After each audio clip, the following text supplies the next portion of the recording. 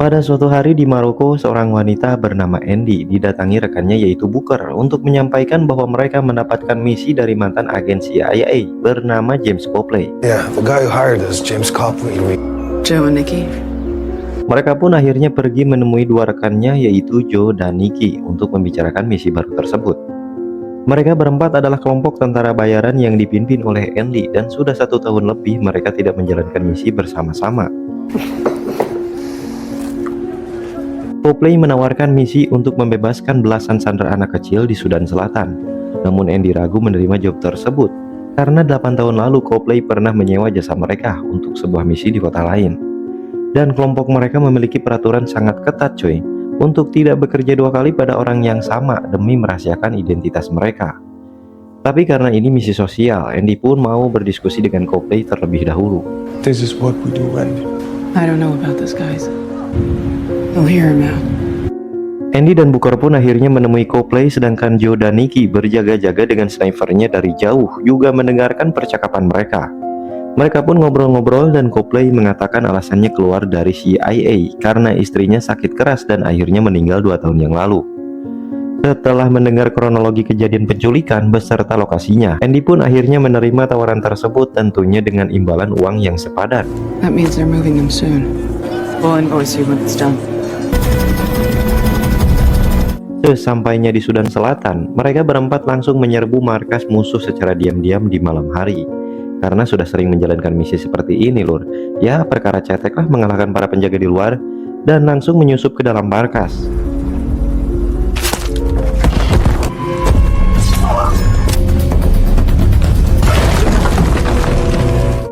Anehnya di basement lokasi Sandra ternyata kosong. Lalu tiba-tiba lampu pun dinyalakan yang ternyata prajurit-prajurit musuh sudah mengepung dan langsung memberondong mereka dengan peluru.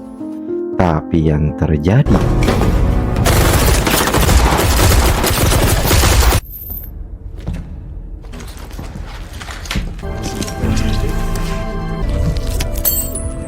iya, mereka berempat bukan tentara bayaran biasa lur, namun tidak bisa mati alias immortal. Gak pakai lama semua musuh dibunuh dalam waktu singkat, bukan hanya dengan senapan tapi juga dengan pedang kuno milik mereka masing-masing. Oh my God.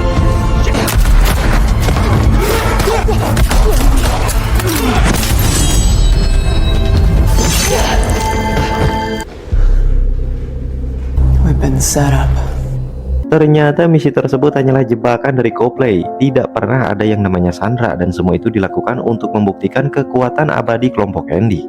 Copley yang memperhatikan dari CCTV pun sangat terkejut melihat apa yang barusan terjadi dan membuktikan bahwa teorinya selama ini adalah benar.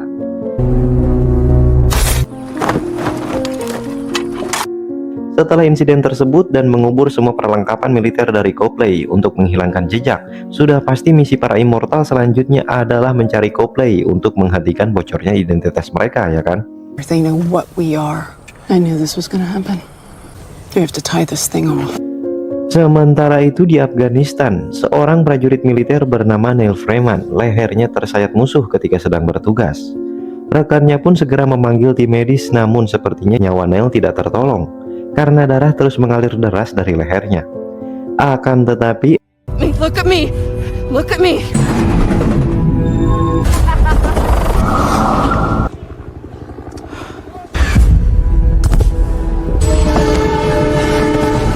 Who's a woman?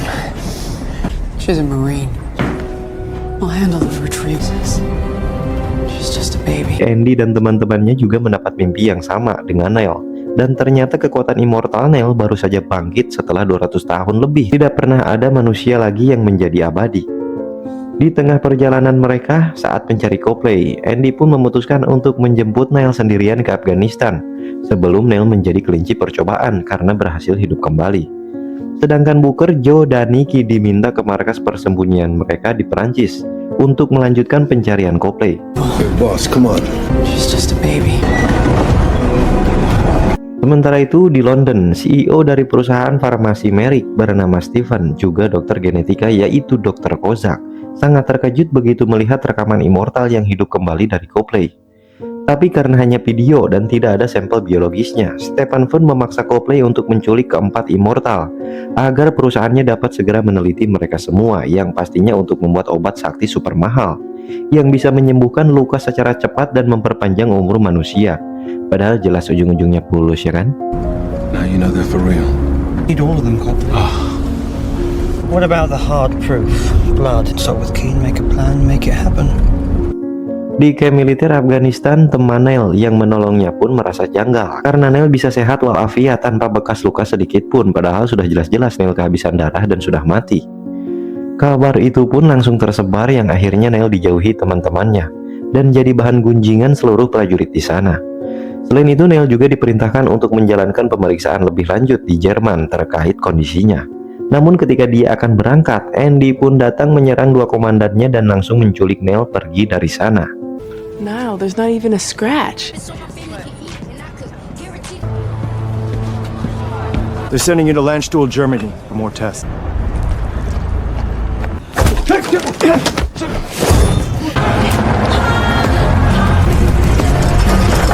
Di perjalanan, Neil pun sempat berusaha kabur, tapi wah gak tanggung-tanggung langsung didor sama Andy, ya kan? Dan beberapa saat kemudian Neil pun kembali sehat, lalu Neil juga menusuk Andy, tapi dia pun terkejut karena Andy juga memiliki kemampuan regenerasi yang sama. Andy pun menyuruh Neil untuk ikut bertemu para immortal yang lain dan nantinya akan dijelaskan tentang kemampuan saktinya tersebut. You please. You want answers? I lead a group of immortals.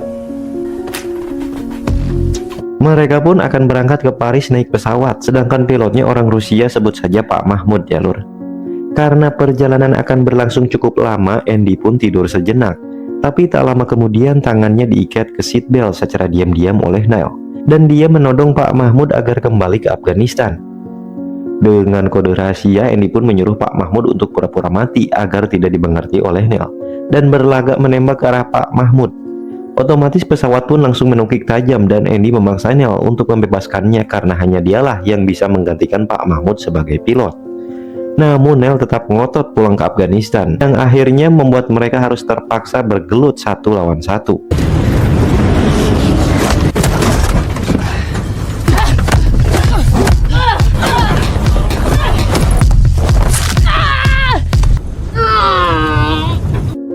Meskipun tulangnya patah sampai keluar, tentunya Neil bisa sembuh dengan cepat. Neil memikirkan keluarganya yang pastinya khawatir dengannya karena dia kabur dari medan perang. Lalu Andy mengatakan bahwa mulai sekarang Neil tidak punya pilihan lain, karena jika dia kembali ke Afghanistan tentunya akan dijadikan kelinci percobaan. Mereka berdua pun akhirnya sampai di markas persembunyian dekat dengan Paris, yaitu sebuah kastil terbengkalai, dan bertemu dengan ketiga immortal lainnya, yaitu Joe, Nikki, dan Booker. This place has been abandoned for 50 years. So you good guys or bad guys? Sambil makan malam mereka pun ngobrol lagi, dan akhirnya Neil pun mengetahui bahwa kemampuan immortal mereka adalah sebuah anomali atau kejanggalan yang sangat-sangat jarang terjadi pada manusia, yang membuat mereka dapat meregenerasi sel secara otomatis dan juga kekal abadi. Dari semua immortal, yang paling baru bergabung adalah Booker. Booker ditemukan Andy di tahun 1812 setelah mati melawan Napoleon lur. Dengan cara yang sama seperti menemukan Neil, yaitu dari mimpi. Lalu Joe dan Nikki ditemukan pada saat perang salib antara tahun 1000 sampai 1300-an. Sedangkan Andy sendiri, meskipun dia tidak menyebutkan berapakah umurnya, tapi ada petunjuk dari perkataan Andy saat membuat Neil pingsan sebelumnya lur. Nama asli Andy adalah Andromaki yang berasal dari suku Setia. Dengan kata lain, Andy sudah berumur lebih dari 6000 tahun lur. 6000 loh, bisa dapat Indomie 2 ya kan?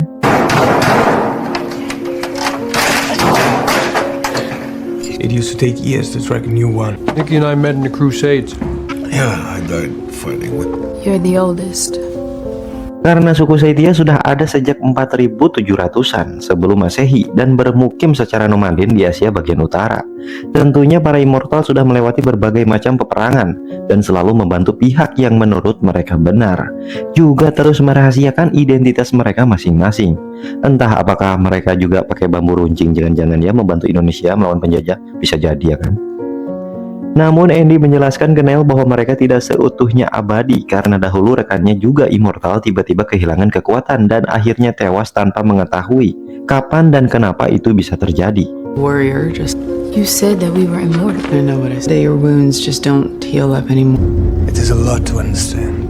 Setelah itu mereka semua pun bobok cantik. Akan tetapi Neil mengalami mimpi buruk tentang seorang immortal wanita lain yang terkurung di dalam peti besi di laut dan berulang kali mati hidup, mati hidup, mati hidup sampai terus tenggelam ke dasar laut.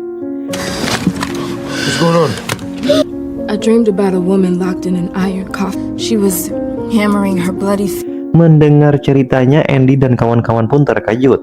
Lalu Nikki menjelaskan bahwa sosok itu adalah Queen, immortal pertama yang ditemukan oleh Andy dan menjadi partnernya selama ratusan tahun. Sampai suatu ketika di tahun 1600-an, keabadian mereka diketahui oleh masyarakat Inggris karena dianggap seorang penyihir. Mereka pun digantung berkali-kali lur. Karena masih belum mati-mati juga, Queen pun akhirnya dibuang ke dasar laut dalam keadaan terkunci di dalam peti besi. Lalu ketika giliran Andy yang akan ditenggelamkan, dia pun berhasil kabur. Namun selama ratusan tahun Andy mencari Queen, sayangnya dia tidak pernah ditemukan hingga saat ini. Maka dari itu para immortal begitu takut jika mereka sampai diculik seperti Queen, karena wanita itu tidak bisa mati dan terus mengalami siklus mati hidup selama 500 tahun di dasar laut sendirian lur. Before me and Nikki, it was just a battle side by side. But then Andy and Queen. When they didn't die, it proved their case. No, not this! That's the reason why we dread Captain. Neil yang begitu ketakutan pun keluar rumah diikuti oleh Andy yang mengingatkannya bahwa immortal akan selalu melindunginya. Lalu tak lama kemudian terdengar suara ledakan yang ternyata itu adalah ulah pasukan Copley. Andy dan Neil pun gercep balik ke rumah dan sangat terkejut melihat Booker yang perutnya sudah jebol, yang membuat Andy sempat takut kemampuan healing Booker telah menghilang. I know this is hard.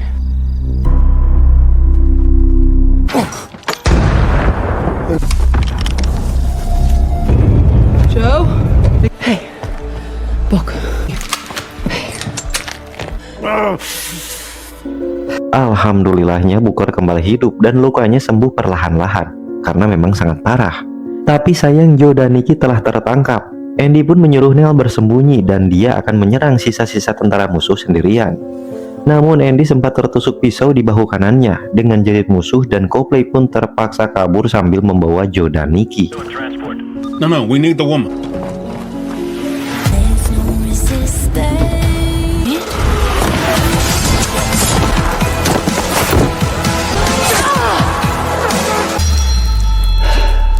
The man that we leave right now.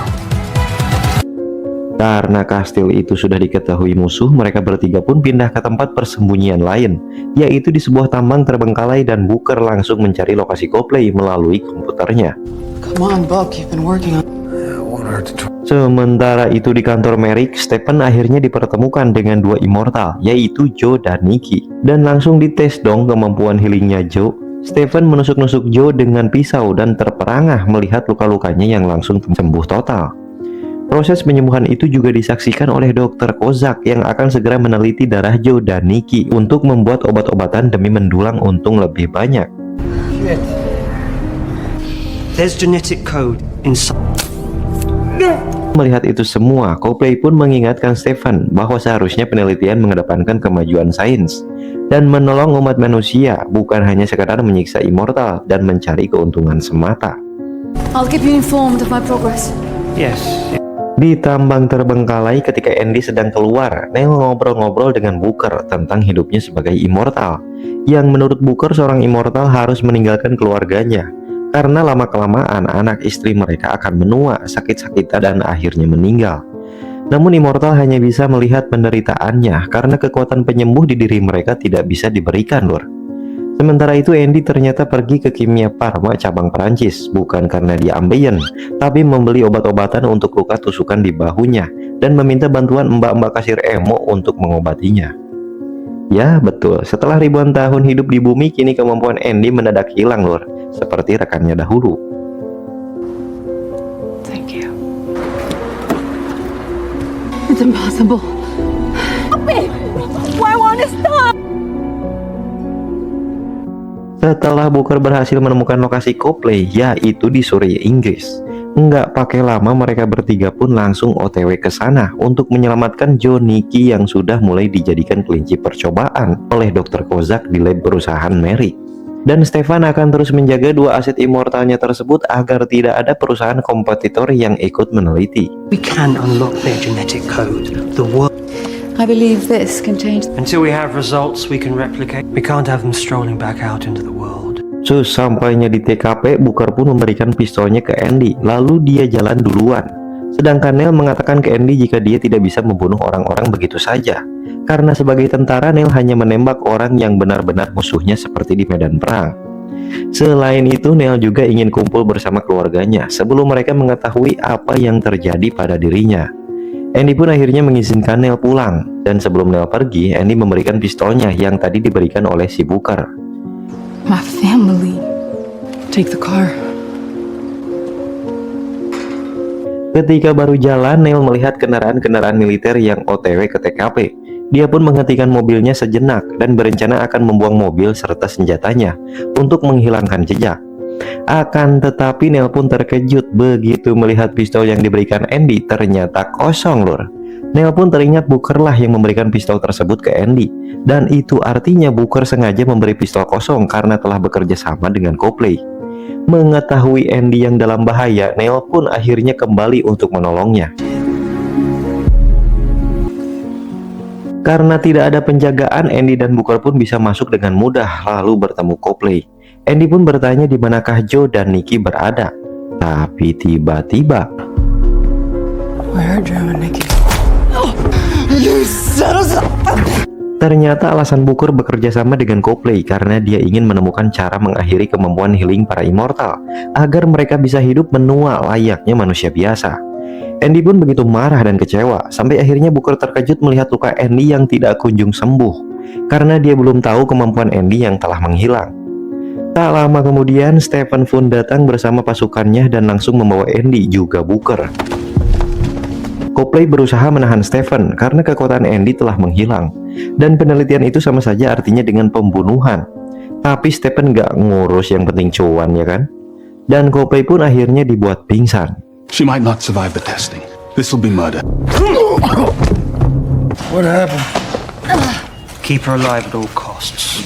Beberapa saat setelah Stephen pergi, Neil baru sampai dan bertanya ke Copley di manakah Andy dan yang lainnya sekarang. Juga menunjukkan jika Neil adalah seorang immortal. Copley pun menjelaskan bahwa seharusnya kekekalan itu bisa menjadi obat untuk menyelamatkan umat manusia, entah memperpanjang umur atau menghilangkan bermacam-macam penyakit.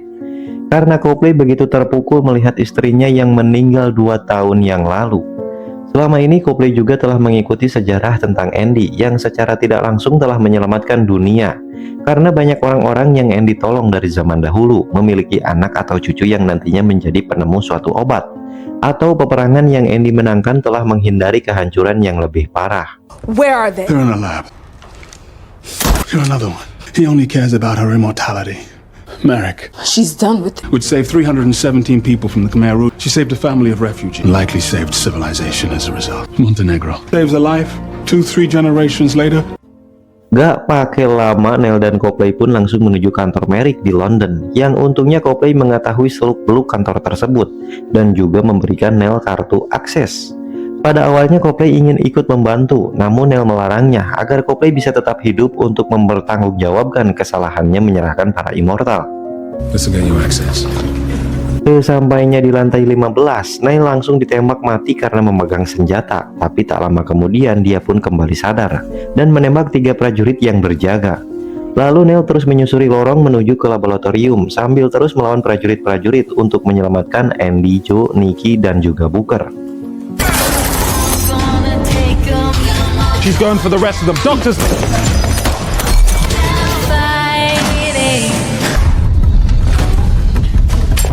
Andy, I know all the good you've done. You came back. Now get up. Meskipun telah dikhianati, Andy memberikan kesempatan kedua bagi Booker dan menyelamatkannya. Setelah Neil memberikan senjata masing-masing, Immortal pun keluar dari lab itu melawan prajurit-prajurit juga memburu Stephen. Tapi kali ini mereka harus lebih berhati-hati karena Andy sudah kehilangan kekuatannya. Let's get this motherfucker.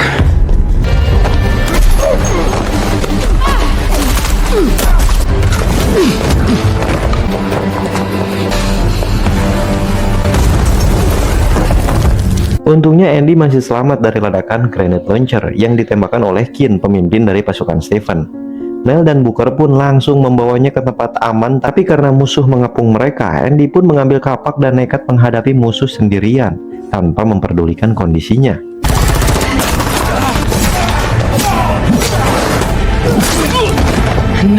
Let's go. Andy.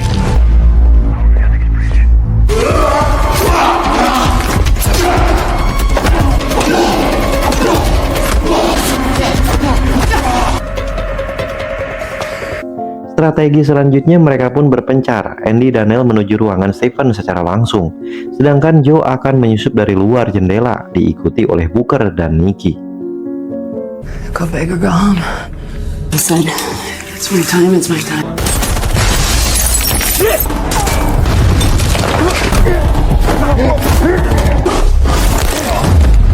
Seluruh prajurit dikoidkan termasuk Keen, dan sekarang hanya tersisa Stephen.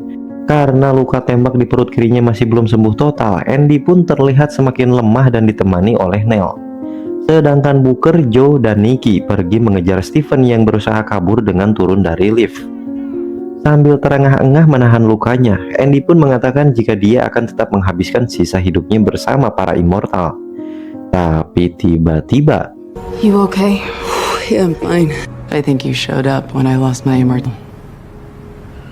Still worth it. Selfish little D. What we could do here.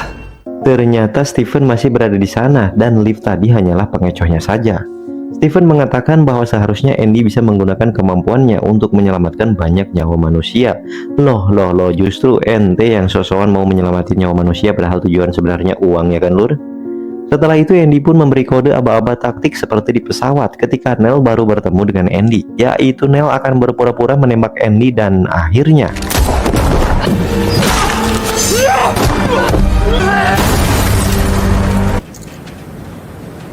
Faster on the elevator. setelah seluruh insiden tersebut, mereka pun ngopi-ngopi di warkop tertua di London sambil membahas hukuman yang paling pantas untuk Booker atas kesalahannya. Jelas mereka tidak mungkin membunuhnya karena ya ngabis-ngabisin energi lah ya, kan orang bisa hidup lagi. Di lain sisi, sebagai mantan CIA, Copley telah mengubah status Nell menjadi KIA atau Killed in Action, yang artinya gugur dalam bertugas. Dengan begitu, Nell tidak akan dicari lagi oleh pemerintah. Namun dia begitu sedih karena harus benar-benar berpisah dengan keluarganya. Make it look like I was killed and I talk to Copley. Just really want to hear my mom's voice. You're gonna be grateful. Pada akhirnya Immortal pun memutuskan memberi hukuman 100 tahun kesendirian kepada Booker tanpa kontak sama sekali dengan Immortal. Jelas Booker nantinya tidak bisa hidup bersama orang lain terlalu lama karena dia harus berpindah-pindah tempat sebelum kemampuan healingnya diketahui. Selain itu, ini adalah momen terakhir Booker bertemu Andy yang sudah menjadi manusia biasa lur. Dan kemungkinan dia tidak akan hidup selama 100 tahun lagi. No, I was gonna let you off with an apology. 100 years from today, they'll meet you here. Have a little faith. Setelah semua konflik yang terjadi, untuk menebus kesalahannya, Copley bersedia mengikuti perintah Andy yang akan membantu perjuangan Immortal menyelamatkan dunia seperti yang sudah terjadi selama ribuan tahun silam. Copley pun akan menyiapkan suplai dan misi penyelamatan, juga menjaga kerahasiaan Immortal dari orang-orang yang hanya ingin mencari keuntungan seperti Stephen. This is only what I found going back the last. We don't have all the answers, but then let's go to work. I'd be on it. Di akhir film, setelah 6 bulan hidup sendiri tanpa Immortal, Booker pun menjadi depresi, kobam, tidur bangun jam 10 kayak ente ya kan? Tetapi pada suatu siang, dia begitu terkejut melihat seseorang perempuan yang sangat familiar.